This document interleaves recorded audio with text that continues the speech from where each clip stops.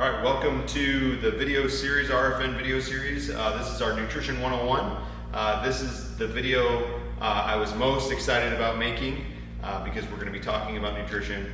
I get to have this conversation, but I wish I had it more. So now you can watch me have this conversation with you as many times as you want. So we're going to talk about the 3 habits today. So our nutrition at RFN is based on 3 habits, and these habits are based on 3 questions. So when I sit down and I look at my dinner plate, I'm thinking to myself these 3 questions, and the questions are, where's my protein? So when I look at my plate, where's my protein? The second question is, where's my fruits and veggies? And my third question is, did I work out today? And so we're going to go over those questions. I'm going to talk about them, write about them on the board. But I want you to understand that the idea of these habits is we're taking what's called the 50,000 foot view. So many times when we're talking nutrition, we're getting into these details and we're getting into how many grams of this and how many ounces of this and weighing my food and all that stuff. And that's great. And if that's what you need to do and want to do, that's wonderful. But most of us, that isn't a thing. The idea with these 3 questions and the 3 habits is very livable. I eat this way myself. Most of the people that I train eat this way, and it works really well. In fact, everybody that I've ever had do this and do the workouts that I prescribe and program, it's a double negative, but they haven't not seen results. I know it's a double negative, but it's okay. Everybody that does it sees results, so it's great. And it's so livable, which is fantastic. So the idea is that we want to follow these habits whether we're at home or whether we're out. And they're really so simple that we can follow them most of the time. And if we're following them most of the time, and if we're eating well 90% of the time, we can certainly afford to enjoy ourselves and indulge in some of the stuff that's maybe not so good for part of the time as well. So like I said, with the 50,000 foot view, we don't have to worry so much about details. We're going to get into a little bit of details today, but not too many. So back to the questions. Like I said, our first question is, where's my protein? So where's my protein? When we think about where's my protein, we're asking ourselves, let's see, now I'm going to screw up, so I'm going to go back. Are we good? Yeah. All right, we're good. So that's hard for me to write sometimes. So rewind. First question is, where's my protein? So when we think about where's my protein, we're thinking about when we sit down and look at our plate, we're trying to get ourselves, if we are a female, we're trying to get at least 1 palm-sized serving of protein. If we are a male, we're trying to get 2 palm-sized servings of protein. A palm size is approximately 25 grams of protein. When we talk about athletes and people that work out, the radical minimum standard or recommendation is 1 gram of protein per pound of ideal body weight. So now most of us, unless we're where we want to be from a fitness standpoint, aren't probably at our ideal body weight. But we kind of all have an idea of what that looks like and kind of where that is. So let's say your ideal body weight for whatever you are is 130 pounds. Great. So that means you're trying to get 130 grams of protein a day. And I'm guessing most of the people out there that have 130 pound ideal body weight probably don't get 130 grams of protein a day. Unless you're being intentional about that, it's really darn hard to do. So if you are being intentional, it's not so terrible. But what we try to do is we try to look at our servings of protein and use, like I said, use our palm as a reference. So we're looking, you see about a 1/4 pound burger is about that big. It's 4 ounces. There's 16 ounces in a pound. And so 4 ounce serving is approximately, like I said, 20 to 25 grams. And that's dependent on, of course, like if you have 85% beef or 90% beef, it's going to be different. So once again, details, it's not hugely important. We're trying to focus on that palm size. Now, most of us haven't seen a chicken breast the size of our palm for a long time. Most times chicken breasts are about as big as our hand. So that ends up being about 45 to 50 grams. So when we think about that serving, we're also not thinking of as that's all you get. I want you to think about as that as a bare minimum. serving size. So we're looking to get, if we are male, we want 2 palm-sized servings. And if we are female, we want to get, and this is every meal, female equals 1 palm-size serving every meal. And once again, this is not the most that you can have. If you have more than that, then that's great. That's fantastic. Like I said, if you have a lunch, like a Caesar salad, chicken Caesar salad, and you have a whole chicken breast on there, it's not like you need to cut it in half and just have that. If you have that full serving, the more the merrier. So that's fantastic. So we're talking fish, we're talking beef, we're talking chicken. Of course, pork's on there if you're a pork eater, and then eggs. So the tricky part about eggs is a full egg is 6 grams of protein. And so with the yolk in there, it's 6 grams of protein. With an egg white, it is only 5 grams of protein. That's fine. But the problem with eggs is we tend to get really full really fast with eggs. There's not a lot of adults that I know that can handle like 5 eggs. Not me. So I typically eat 3 or 4 eggs at a time. But if I look at that, 3 eggs, it's 6 times, so 3 eggs times 6 grams of protein apiece, that's only 18 grams of protein. So I'm not really getting a full serving of protein, although 3 to 4 eggs is filling me up a lot. And the reason for that is because of all the fat in the yolk. Nothing wrong with the yolk. The yolk is fantastic. We definitely want to include the yolk when we're eating eggs, but maybe a few less of them and then a few more egg whites so that we can really get our protein up. So if you're a male that eats 3 to 4 eggs at a serving, let's just say 3, you could do 2 whole eggs and 3 egg whites. So you have 6 times 2 for the whole eggs is 12, and then 3 times 5 is 15 for the egg whites. And now you're at 27 grams. That's a little bit more reasonable, and that feels more like eating 3 eggs, even though you're eating technically 5 eggs worth of egg whites and 2 eggs worth of egg yolks. So that's an option for you if you're really concerned about getting that maximal protein with your eggs. Like I said, a lot of people sit down and are like, oh man, I can't eat that many. The funny thing is that there's only 70 calories in an egg. So realistically, you sit down and eat 3 eggs, that's 210 calories. I can guarantee you, if it's 210 calories worth of ice cream, you have absolutely zero problem getting that down. But 210 calories worth of eggs, whoa, that's too much. So just being aware of that. Like I said, all the calories are in the fat of that yolk. So maybe taking 1 or 2 of those out and then adding some egg whites in. It's a great way to not overstuff yourself and feel overfull, but still get enough protein at breakfast time. And piggybacking on that very quickly, I often hear, and it's especially ladies, sorry ladies on this one, I had an egg for breakfast, and I want to just punch something because that's not enough protein. That's literally 70 calories and 6 grams of protein.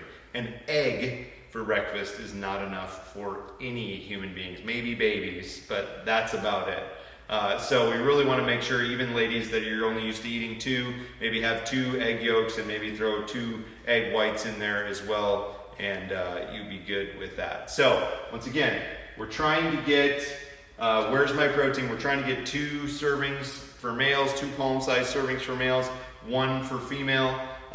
If we're shooting for ideal body weight and getting that, that's great. That's really hard to do. So kind of my first step is I say, let's stay for a bare minimum of 100 grams per day. And that's a great starting point. So 100 grams per day, not too hard, not too challenging. Let's say, just for example, you get up in the morning, you decide, hey, I'm gonna have 2 eggs, 2 egg whites, or let's say we'll go with the guy example, 3 eggs and, 3 eggs and 2 whole eggs and 3 egg whites. So we said that was about 27 grams. Just for easy math, let's call that 25.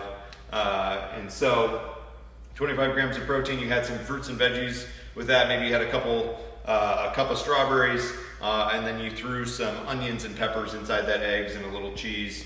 The cheese would actually probably knock you up to closer to 30 grams. So we're at 30 grams right there. Then we sit down, we have lunch, we have a chicken Caesar salad, We have a full chicken breast on there. Once again, we said that's about 45, 50 grams, depending on there. If there's Caesar dressing, there's probably some protein in there. And if you have Parmesan cheese on there, there's probably some protein in there. So we'll round up to 50. We're at 30 for breakfast, 50 for lunch. You come home, you decide, hey, we're grilling out tonight. We have some steaks. We're having some broccoli. We're having a baked potato. We worked out today, so earning that baked potato. So you have a nice 6-ounce steak. Once again, right around 45 grams of protein there, 45 to 50 depending on how lean it is. So 50 with the chicken breast at lunch, 50 with the steak at dinner, and 25 to 30 for breakfast. We're sitting at 125, 130 grams, and that wasn't that hard. Like, I didn't have to rack my brain. That was off the top of my head. Sounds pretty easy, right? Eggs with a little veggies and fruit in the morning, a salad with chicken on it for lunch, and steak and broccoli and baked potato for dinner. That sounds pretty yummy to me, and not too complicated. And that meets, without even knowing it, that meets all of the things that I'm going to talk about today. But it certainly meets our protein goals. So, shooting for 100 grams a day, easy goal. That's a starter goal. Eventually working up to getting as many grams as our ideal body weight. If you're watching this video, that means you work out. So 1 pound or 1 gram for every 1 pound of ideal body weight applies to you. That's the working out population. So where's my protein? 2 palm size, 1 palm size for males, or with 2 palm size for male, 1 for female, 100 grams a day to start working up to that 1 gram of protein per 1 pound of ideal body weight. All right, question 2 is, where's my fruits and veggies? So, where the heck are they? Where are my fruits and veggies? When we're talking about fruits and veggies, we want to get as many of these as possible, all right? So, we're talking about a fist-sized serving of fruits and vegetables. Now, magically, an apple and a pear and a pepper and an avocado and an onion are all about that big.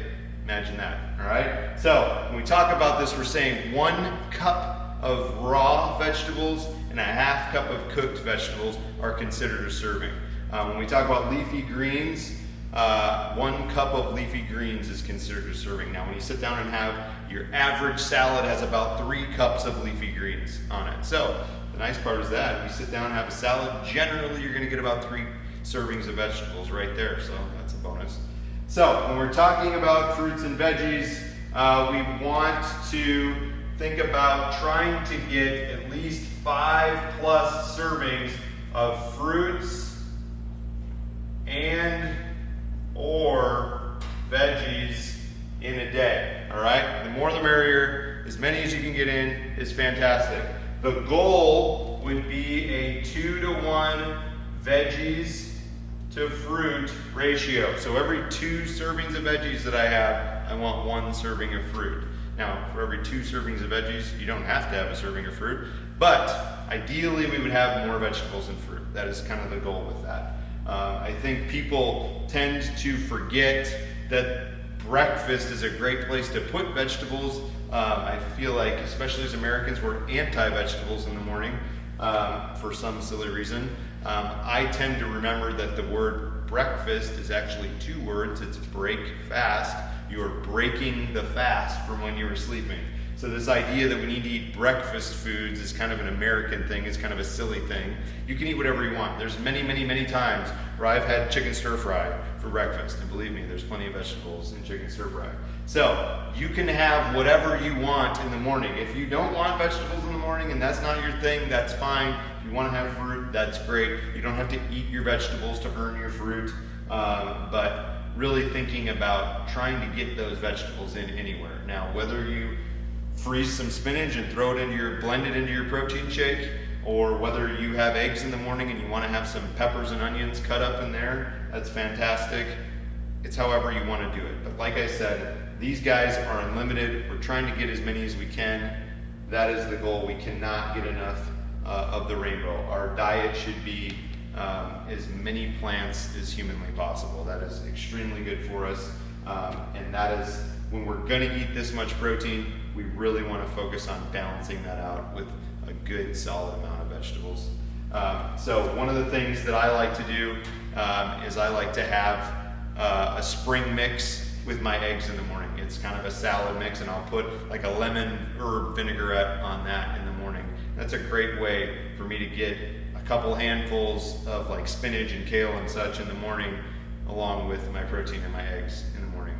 And then I generally kind of have an apple with that or a banana with that, and that's another way to get more fruits and vegetables in. So this is kind of our easiest one. This is the one that we know the most about, as far as like we've heard this. We know fruits and vegetables are good for us. I'm not telling you anything new. I will say the whole organic thing is kind of one of those things where it's great. It's not the most important thing in the world. There are far more important details out there from our nutrition standpoint than the organic standpoint. But if you want to do it, do it. If you don't want to do it, that's great too. A great resource on that is called Environmental Working Group. Does something called the Dirty Dozen. You can look that up. Those are the 12 most pesticided fruits and vegetables around. If you're really concerned about high pesticide values in your fruits and vegetables, look that up. Make sure those 12 you eat clean. Otherwise, the rest of them, it's kind of a waste of time. So, last thing I'll say on this is, if you want to dunk your fruits and vegetables in ranch or hummus or whatever else dressing that you want to do it, go for it. I don't care. Like, we're talking, the benefits of eating broccoli far outweigh the negatives that are in the ranch. Now, don't eat a whole bottle of ranch, but if you have a dollop of ranch on your plate and it's going to help you get that broccoli down, then stinking go for it. I'd rather have you do that than not eat the broccoli at all.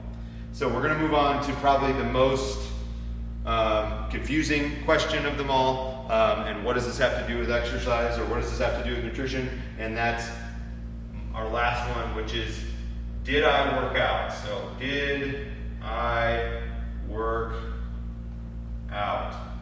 Now, we use the West Point answering system with this. That means there's either yes or no.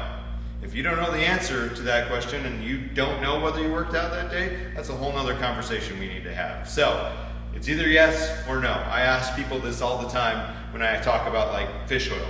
Did you take your fish oil today? Well, my dog, I don't care about your dog. That's great. I'm glad you have a dog.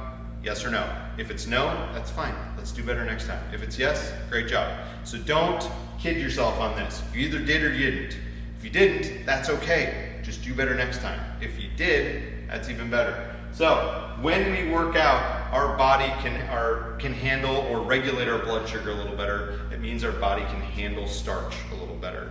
So starch is another way to say carbohydrates. We're going to get into this idea of carbohydrates here, and I want you to understand kind of the differences between this. So the reason I say the word starch instead of carbohydrates is because this can be a little bit confusing. So carbs can either be simple sugars, okay, and I think we all know what simple sugars are. Cakes, cookies, ice cream, soda, all the good stuff, right? Fantas, all sorts of good stuff. We know that this is something that we probably should avoid. Not completely, like if you want to enjoy some ice cream or pizza every once in a while, go for it. All the time, probably not a good idea.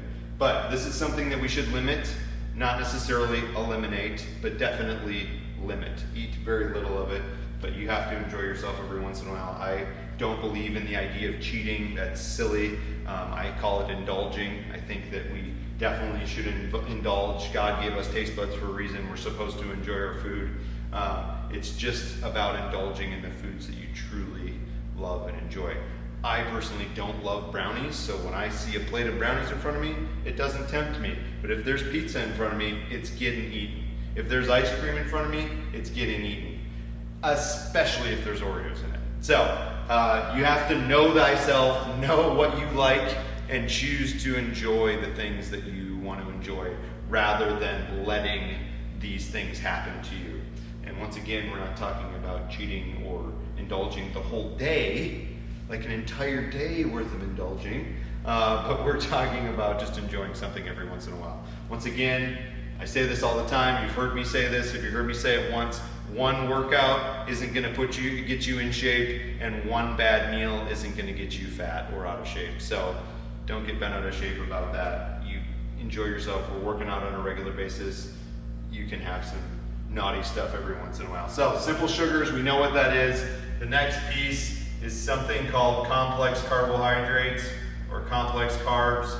You've probably heard that before. Now this is broken down into two things. One is called fruit and veg. Wait a minute, where have I heard that before? Right over here, okay? So I already said this is unlimited. So we're good to go. We can have as much as we want of that. The other thing we have is called starch, okay? Now, starch is going to be things like oatmeal, brown rice, white rice, sweet potato, white potato, pasta and bread, okay? So these are generally the starches that are found on the earth before we were here, all right? So that's why I kind of put bread and pasta at the end of that list.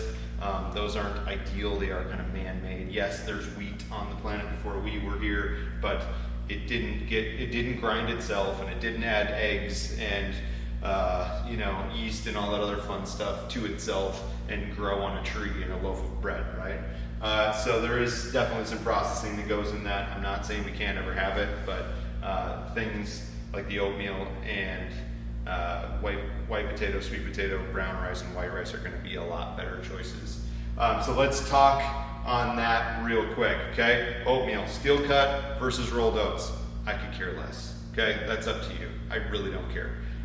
Really, a steel cut oat is an unprocessed oat. They cut it and it goes in a box and then it goes on the shelf. Rolled oats, they steam that steel cut oat and it unrolls. It should be called unrolled oats, not rolled oats. But they're unrolled, and that's it. That's the difference, okay? So, yeah, maybe there's potentially a little more fiber in steel cut oats, but it's really not that big of a deal.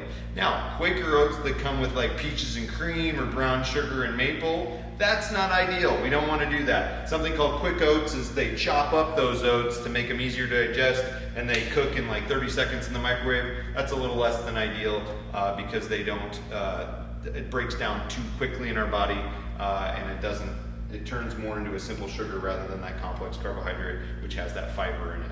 All right, so that's the oatmeal. We talked about white and sweet potato. Literally, blows my mind how many people think that sweet potatoes are better for you than white potatoes. Sweet potato has more vitamin A. That's it.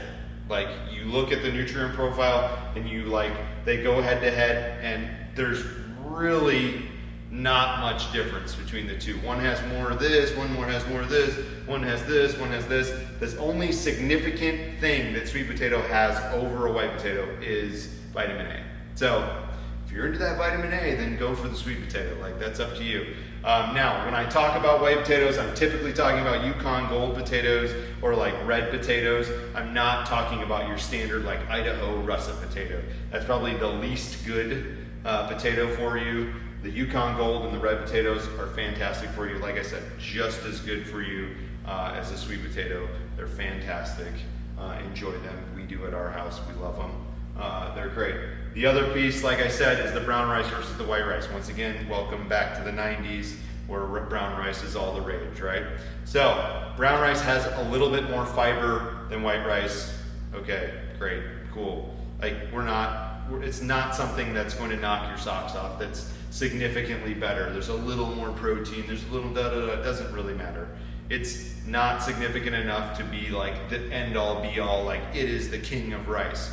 Now, going back to that, Uncle Ben's rice or minute rice, not ideal. That has been pre-cooked. It's not good for you. It digests too quickly. It can spike your blood sugar. When I'm talking about white rice, I'm talking about long grain white rice, like basmati rice or jasmine rice. Okay, so those are the rices that we're talking about. So, starches, okay? We earn our starch. This is all based upon our body types, okay? So we have 3 body types. We have something called an ectomorph, we have something called a mesomorph, and we have something called an endomorph, okay? And so these ecto, meso, and endomorphs all do handle carbohydrates and starch differently. And because we're all different, we need to eat for our body type, not as a one-size-fits-all. So that's kind of one of the things that really helps people be more successful, is eating for their specific body type rather than eating just because you're just eating one specific way for everybody. So going back to the question, did I work out? Yes is one of our answers. No is the other answer. So if you are an ectomorph and your answer is yes, then you get 3 servings of starch a day. If your answer is no, you get 2. If you're a meso, you get 2 and 1. If you're an endo, you get 1 and 0. So let's break this down a little bit. What does it mean to be an ectomorph? An ectomorph is someone that has the body type of tall, skinny, endurance athlete, marathon runner, maybe basketball player. You guys have all seen these people. We call them hard gainers. They have a really hard time gaining muscle, and they have a really hard time gaining fat. They process carbohydrates really, really well. They do better on a higher carbohydrate, lower fat diet than they do on a low carb, high fat diet, like something like a keto or a low carb or something like that, or an Atkins or something like that. So ectomorphs do better on that 1980s and 1990s low fat, high carb diet, which is interesting when you talk about the studies and finding people to fit your study and see this diet does work. Well, you get a bunch of ectomorphs and it does work really great. Now on the other hand, you have endomorphs with the opposite of the scale. You're telling everybody that keto is the way to go and low carb is the way to go, and you get a bunch of endomorphs and they see results with that. So it's kind of funny how you can find something, whereas mesomorphs like myself, Mediterranean diet, oh yeah, that's the way to go. Like they do really well on that. So it's just kind of funny how all of those studies can have their own body type that it works well for. So ectomorph, once again, tall, skinny, more of an endurance athlete. Mesomorph is going to be more, if you think about a football team, more your running back, more of your wrestler, kind of that athletic look. They handle carbohydrates somewhat well. They can handle them. We call ourselves medium gainers. This body does get fat. It's been fat before. I'd love to show you pictures. I should have brought a picture for this video. It would have been laughable.